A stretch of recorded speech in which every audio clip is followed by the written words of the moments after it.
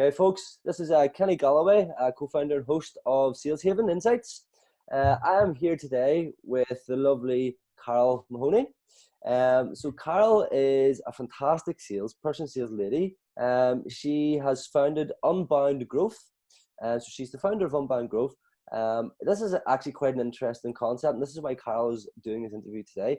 It's a scientific sales development firm that eliminates the guesswork of hiring and developing salespeople. So most of the time, us salespeople or sales leaders out there are very focused on the money, on the targets, on everything else, but we forget about the people, and we forget about the mindset, and we forget about the science and the data behind it. So Carole, if you just want to tell us a little bit more about Unbound Growth, how you founded it, and kind of how you started in sales, that would be interesting to know.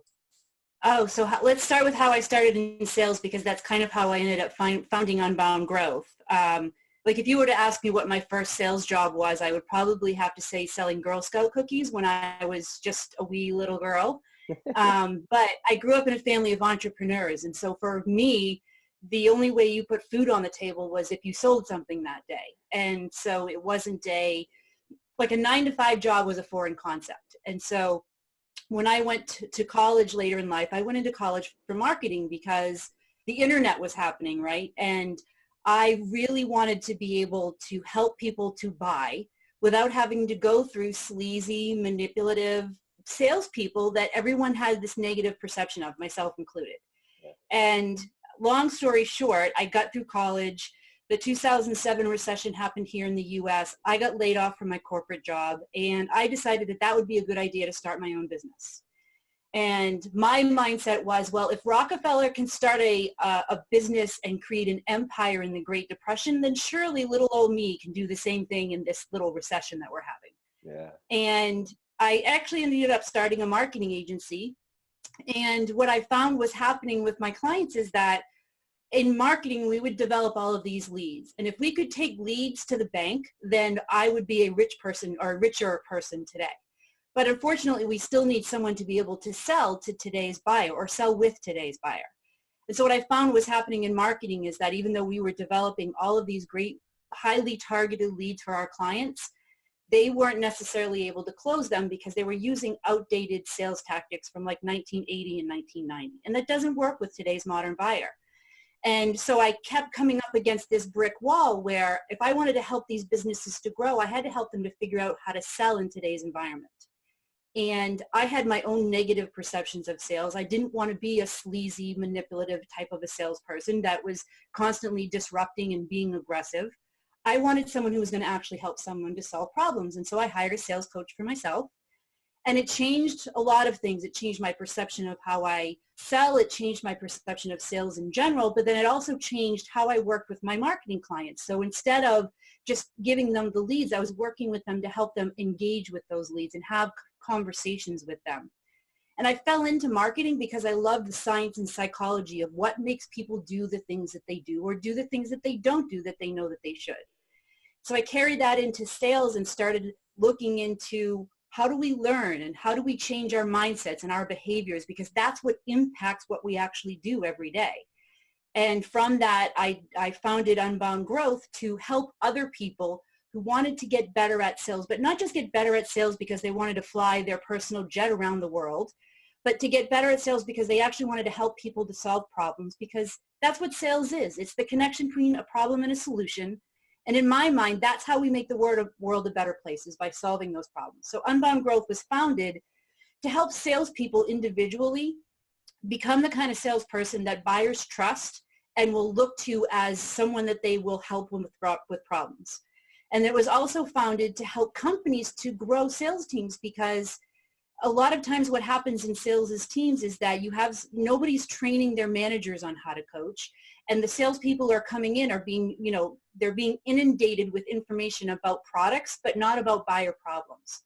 And the way that they're taught isn't how our brains learn. And so I work with teams to help them develop coaching programs that actually change the salespeople and the sales teams to be highest performers as they can. So that's a long story short. Yeah, and I've actually spoke with Carole. I reached out to you a little while ago. I think it was about a year ago now. And what we spoke about then stuck in my mind, you know, and the reason I reached out because the scientific side and the data-led side is so interesting, and it really does help your business. So if you do want to have a little, you know, talk with Carole about anything at all, I would suggest reaching out to her. She's very approachable. Definitely, I'll put all the details and all your contact information in any of the links. Okay. Right. Yeah, I love having conversations with people about sales. It's my favorite subject. Cool. Excellent. So listen, you touched on something very, very important there, and it'll lead on nicely. Is the problem to the solution, or the solution to the problem. So, you know, this is one of the key things in sales that I'm very passionate about. You know, I'm in sales because I like helping people. I'm not in sales because I want loads of money, as well as most people are in the industry for. That creates bad salespeople, in my opinion. So just to explain to me a little bit more about this particular topic and how you find it interesting, and how people can, you know, not be bad salespeople.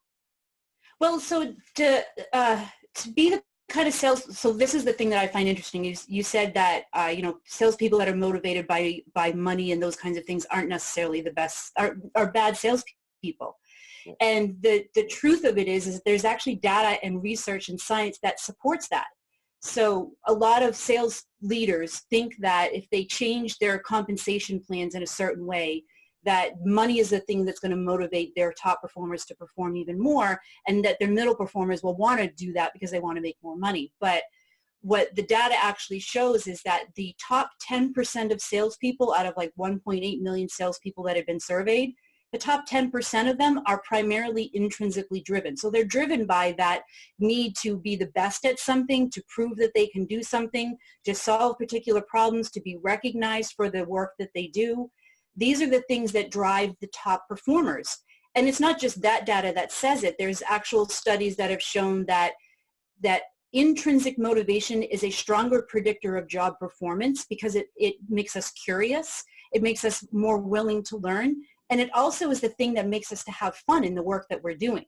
When you're extrinsically motivated, it's kind of a short-term motivation, because you know, as soon as you get the thing that you wanted, you know, whether it's the car or the house or the jet or whatever it is, then what? Like now you have to go after the next big toy. You know, it's kind of like the one with the most toys wins at the end, but you've got a whole bunch of stuff that you never use to impress people that you don't really care about. So it's kind of short-lived. Yeah. So, and that is the thing too, that when we're talking about changing sales behavior, it's that intrinsic motivation that actually drives us to do that. So speaking of data and science, there was a study that was done to see what happened in someone's brain when they were met with the reality of this is where you think you are and this is where you actually are. Like it caused a gap in the reality of how they think and see themselves. And people who had an intrinsic goal, they found that it triggered the part of their brains that was associated with anger. So in other words, they were ticked off enough about the position that they were in life and where they wanted to get to. They were mad enough about it that they would do anything, no matter how uncomfortable, to make sure that that gap was shrunk. And so intrinsic motivation is what propels us to make changes that we might not otherwise make. Okay. So you would almost, and I have the same similar thought process. And the way I sort of look at it is it's emotional and material motivators.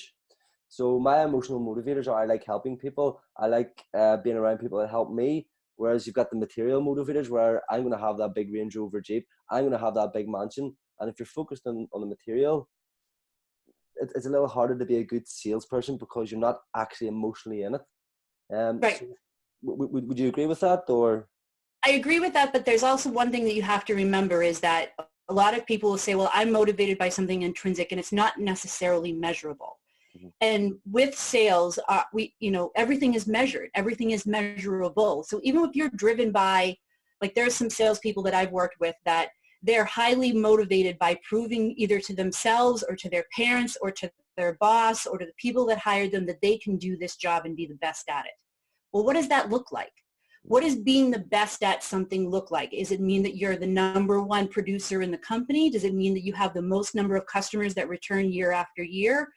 You know, is it the recognition of being known as the best at something? How are you going to know that you're the best? How is that real intrinsic motivation going to be realized so that you have something that you can measure against? And so even if you're not motivated by money, you still need to be able to quantify the things that you are motivated by. Like for me, for example, I'm not really motivated by fancy cars and fancy houses, but I am very motivated by the fact that my husband wants to have a 2-car garage and wants to travel around the world and things like that. And so those are indicators of success, not necessarily the thing though that motivates me.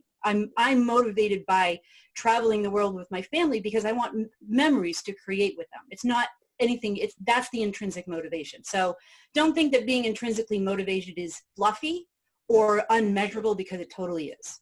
Yeah, and again, it's for anybody listening or watching this, it's down to you to identify that. So you've got to do everything that you possibly can to identify, why am I doing this? What's actually driving me to get up every morning and get out of my bed and go and help people or provide a service or product that's helping someone's life or helping their business operate in a better function. It took me 7 years to figure that out. I qualified. I hated sales. I wanted out of the gig. I wanted out of the rat race. I went and qualified as a barber. Couldn't cut a hedge. I'm so bad at barbering. I give all my equipment away. And then I came back to the drawing board and I went, okay, now I know. Now this is my calling in life. This is what I need to do. So again, but that's a really important lesson, right? Because sometimes, like a lot of people that might be listening to this, you may be earlier in your career, and there's this thing that's called Maslow's hierarchy of needs. And when you're just first starting out, you're just finding your way. You're trying to figure out, all right, how do I pay my bills, first of all? And so it's not like you have to have this really, like you realized your life's mission and that's going to be the thing that drives you. It's a process that you go through as you go through life, and you try and you fail and you iterate and you reset the goal. And so, we don't all have this figured out. What usually happens is that most of us have set a goal, and on the way to that goal, we've found what the real goal was. Yeah, completely agree. So again, it's just a little lesson for anybody who's listening. It's all about you. It's all about you finding out how you're going to get your goals and find out your motivation. And if you're helping people in the process, then excellent. You're definitely in the right business if you're in sales anyway. I know that. Yeah. So I want to touch on one thing, and it's one thing that I'm a bit passionate about. It's women in sales. So okay. One of the reasons why I have continued to communicate with you, Carole, is because I'm a very big advocate for women in sales, and it's great to see such a strong woman like yourself go out there and tell the world that it doesn't matter if you're female or male, we can both do the job.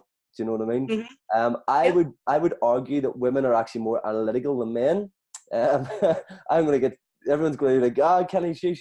But I would argue that women are actually more analytical men. So it kind of makes sense to me that you are, the data and the science. So, yeah.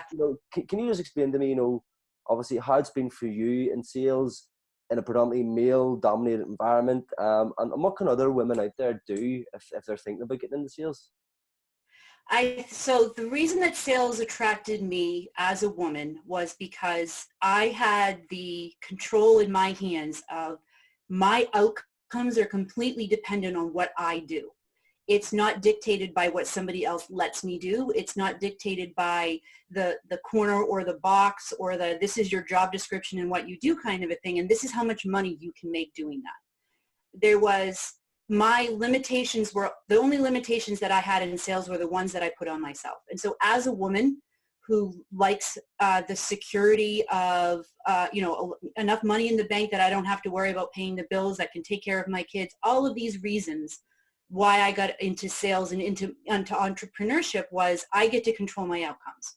And that's something that for some women it can be scary, but I think that, like you had said, women are much more maybe analytical. They want to be able to be confident and competent in the thing that they're going to do before they set out and do it. There's actually some studies that show that when men are asked to do something, if they think they can halfway do it, then they'll do it. But for a woman, if she's asked to do something and she doesn't feel she can do it 100% and there's no doubt, she won't do it. Yeah. And one of the things that I've learned in being in sales as a woman is that there's a lesson there that we can learn from the men, is that you don't have to know everything to do something. And I think that the other thing is that, and I talk to a lot of other women in sales that are starting out in sales, and one of the things that they say to me is it just me, or do I have to keep repeating myself? Or why is it when I say something that my counterparts don't hear it unless another male says it, and then they hear it, and then he says, oh yeah, by the way, this was Carole's idea. And I have a lot of women that come to me and they say that and they think that it's them.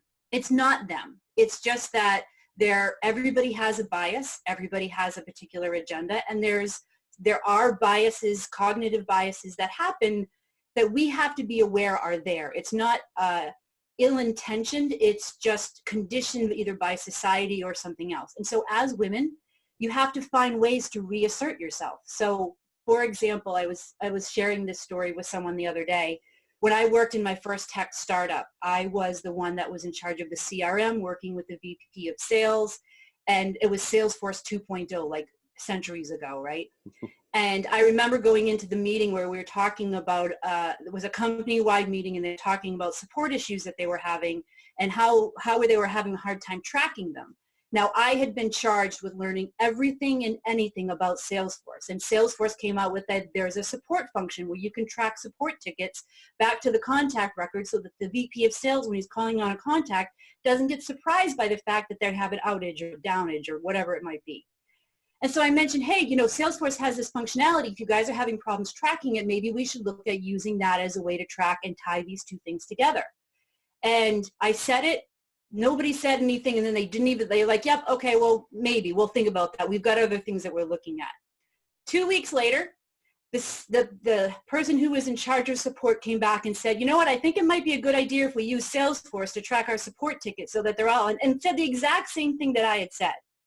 Now, at that point, I had two options. I could either say nothing and go off and be mad and feel, like ignored, or I could take control of the situation. So what I did was I said, I'm so glad that you heard my suggestion a couple of weeks ago and looked further into it, and that is something that might work out for you.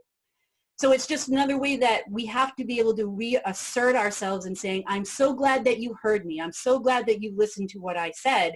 And don't feel like, we sometimes tend to feel like we're bragging or we're being arrogant or however the case may be.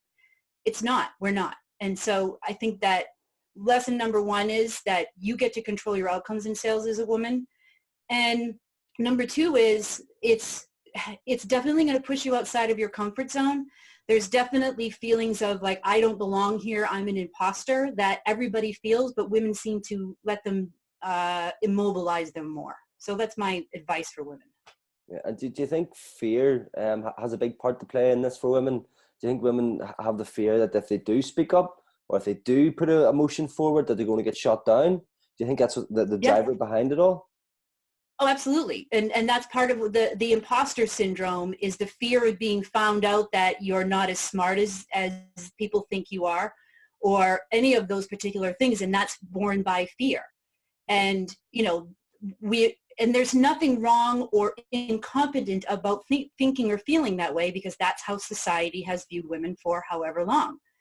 And until we start looking at it differently, no one else is going to start looking at it differently. So while I believe that men need to be involved in helping women to raise up or stand up, I also feel that women have to recognize the fact that there are things that we think that hold us back, that we need to be aware of and learn techniques to overcome. Yeah. Great. Listen, if any of the ladies out there, are feeling, any of the emotions that we've discussed today, I would urge you to reach out to Carole. She is very approachable. Reach out to me. I don't mind. I'll give you advice and guidance. I'm happy to help anybody. But yeah, definitely reach out to Carole. She's a great lady and she's got time for anybody. Carole, I just want to sort of touch on a couple of different points, a couple of questions that I get asked quite a lot. So the sort of prospecting. The prospecting is a big thing and closing is a big thing. So what I've identified is that there's a lot of salespeople out there are very good at the middle stuff. So arranging the meeting, doing the proposal, making a couple of phone calls, and then not getting an answer. How can people improve? And this kind of ties into the problem and the solution. How can people, first of all, identify the problem, and how can they present the solution? And how can they close that? Okay, so let's start with talking about prospecting. my mindset into prospecting is that you can have one of two mindsets of it. You can have a mindset in prospecting of, I'm going to wait for people to come to me who have problems that I can solve, which is to me fine, but it's also the equivalent of if you were to walk down the street and see somebody lying in the street with a broken leg, would you walk by that person and not say anything or wait for them to raise their hand and say, hey, I need help? Or would you stop and say, hey, it looks like you have a broken leg. Would you like a ride to the hospital? That's what prospecting is reaching out to people who may have a problem that you can solve and asking them, hey, is this a problem for you? Can I help? And so instead of, a lot of people fear prospecting because they fear rejection. They fear being told no. They fear being thought of as a pushy, aggressive salesperson that's just, being annoying. The thing with it and finding the problem is that if you're talking to people who have the types of problems that you can solve, it's a matter of understanding how do I get their attention to get them to engaged enough to see if we can have a conversation about it. A lot of times people look at prospecting as, I've got to get the meeting, I've got them to agree to a budget, all of these different things to do. Prospecting is just about engaging and starting conversations with people who have problems that you might be able to solve. Yeah. And to get over the fear of it, I always look at it as they're the ones who have a problem, I'm the one who has a solution. They're the ones who have everything to gain, not me. And that mindset makes prospecting a little bit less daunting because it's not about you. It's about the person that you're trying to talk to. And so if they don't want to talk to you, okay, great. There's somebody else out there that probably does. Mm-hmm. The other thing about prospecting and starting those kinds of conversations is it's going to impact how you close. So if you start off your prospect and you talk all about your products and your services without ever stopping long enough to ask them what's going on in their world, or, this is something that's happening in the industry and seems to be a trend that's rising, how is it affecting your business, if at all? And having a conversation that's more about them than it is about your products, it changes the dynamic of the rest of the conversation, like the middle, as you said. Because it's what happens in the very beginning, the moment that you say hello, those first impressions, that will impact how the rest of the middle goes and then ultimately the close. And closing really is only when you get to the end of the conversation and discovering and uncovering the problem, finding out what the impact of that problem is. What are the things that they have tried and what's worked and what hasn't worked? And why do they think that is? And then moving into, is this the right solution to solve those problems? You really only have to ask 3 questions in the close, which are, do I understand everything that's happening in your world? Do you believe that I have the solution and expertise to help? And do you want my help? And if there's any no's that happen in those 3 questions, you've missed something in the preceding steps and stages, and you need to go back and find out what they are. But if you're moving through the sales process in a mindset of identifying a problem, identifying the impact of that problem, figuring out why it is such a problem that it has to be solved now, that's going to help make the close something that they do rather than something that you do to them. Yeah, excellent. And I couldn't have explained that better myself. For a lot of people out there listening to this, they will be getting stuck. So I know fear. So we keep mentioning fear. Fear is the biggest killer of sales. If you don't pick that phone up, and if you don't start dialing, or if you don't start speaking to your potential customers, you're going to miss business. You're going to just sit there and you're going to be reactive and you're going to become stagnant and you're going to start kicking yourself and you're going to go, why am I not getting any sales? Why am I not bringing in profit? Why am I not bringing in revenue? And it's because you have fear of picking the phone up. And the other thing, about closing, I love what you said about 3 questions about closing. A lot of people are asking me questions on a regular basis, how can I close better? Why am I not getting the sale? And I've met with this customer 10 times now. They've had 2 proposals off me. I've been phoning them constantly. I feel so bad for following up with this customer. And it always goes back to the questions, are you asking the hard questions? So listen, thanks for sharing that there. And I'm sure people watching this will get some benefit from listening to that part. One thing I want to touch on again here, Carole, is there's a little bit of motivation in here, but it's a mindset. So I'm finding in sales, especially here in Northern Ireland. So Northern Ireland, we have quite a high rate of small to medium-sized businesses. Most of these business owners are trying to bring sales in themselves.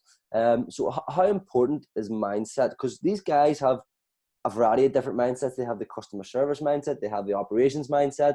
they have, they invent their mindset, whatever it may be. How can they develop a sales mindset, and what's involved in that?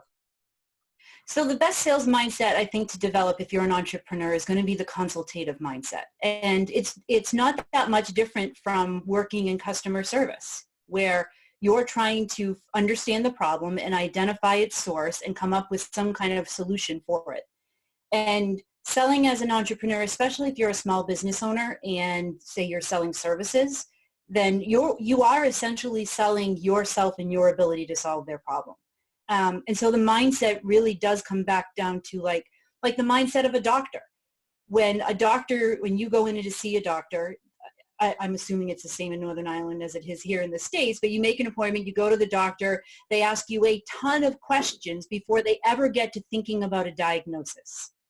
And they ask a lot of tough questions too, like personal questions that you wouldn't tell anyone else other than a doctor.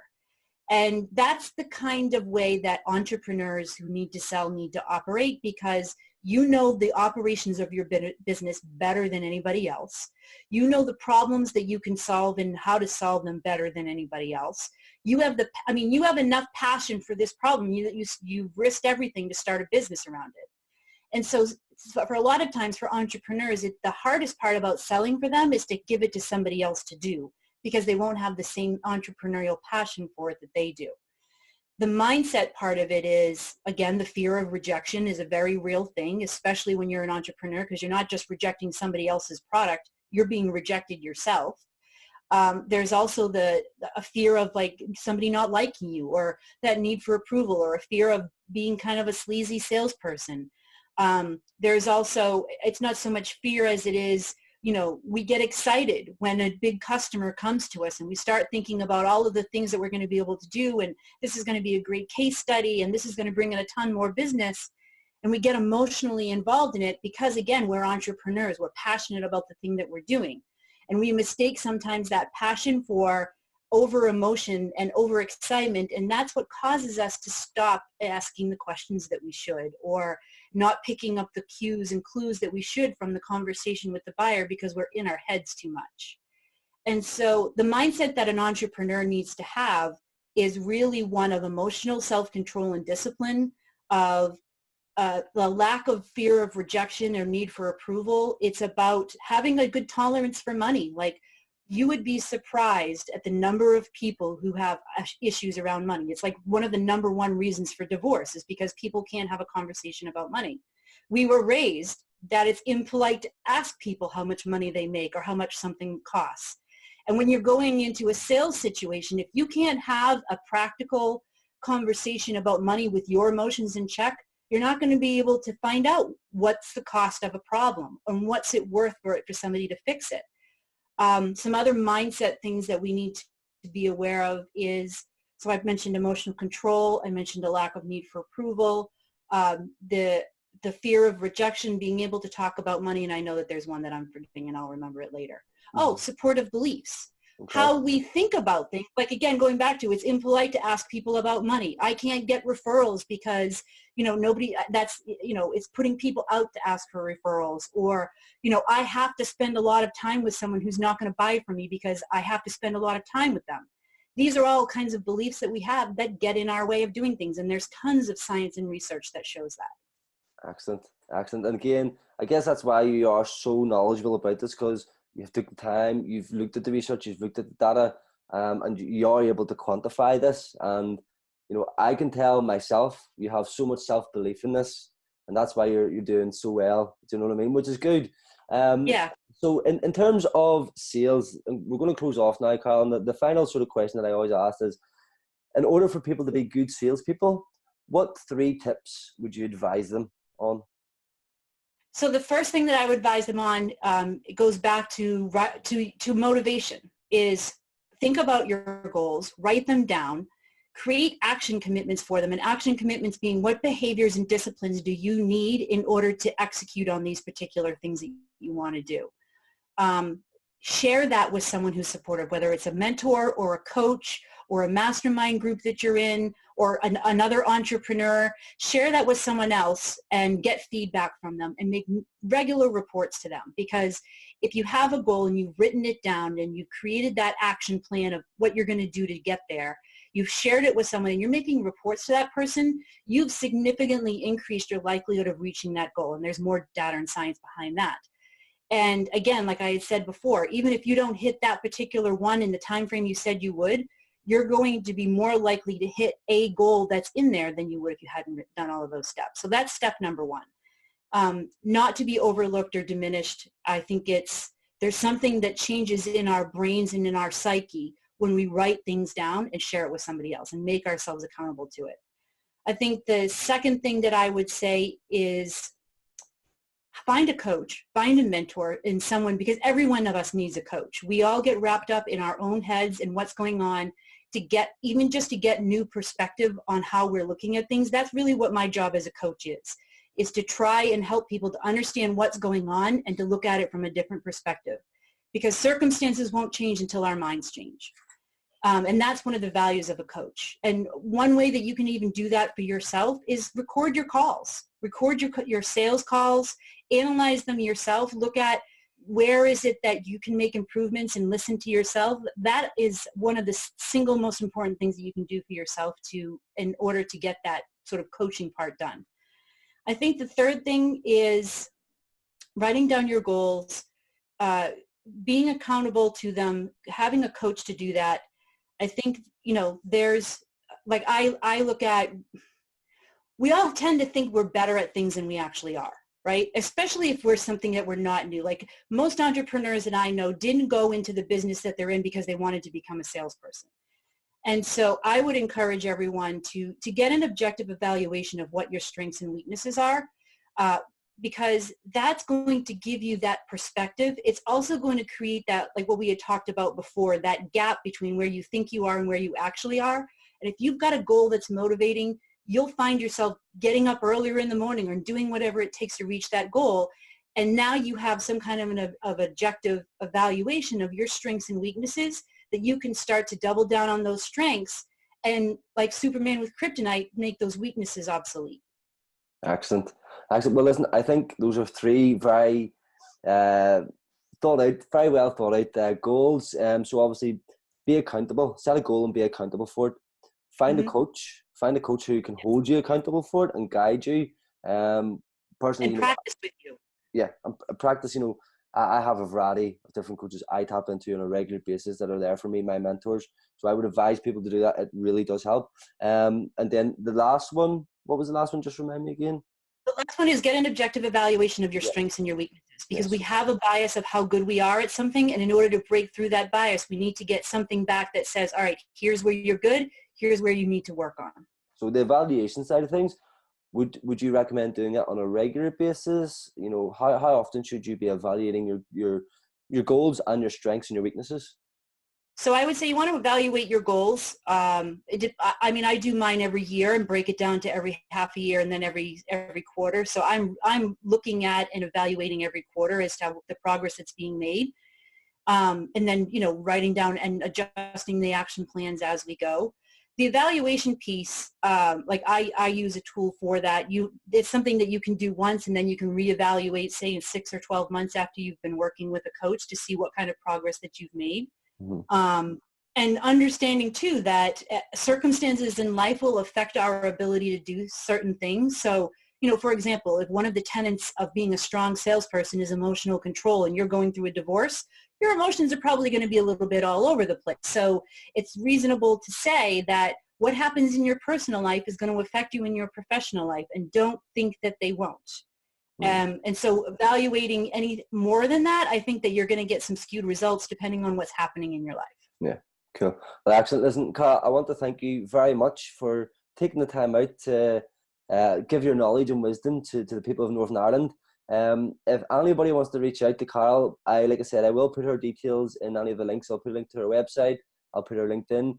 Where's the best place to catch you, Carole? What's the best contact method? LinkedIn is definitely one of the best places because I'm there a couple of times a day and I check that pretty regularly. And then also if people want to email me, which the link will be for that, and they can reach me through the website. So I'm reasonably easy to get a hold of. Okay, excellent. Listen, Carole, thank you very much for your time. Thank you. Thank you. Cheers.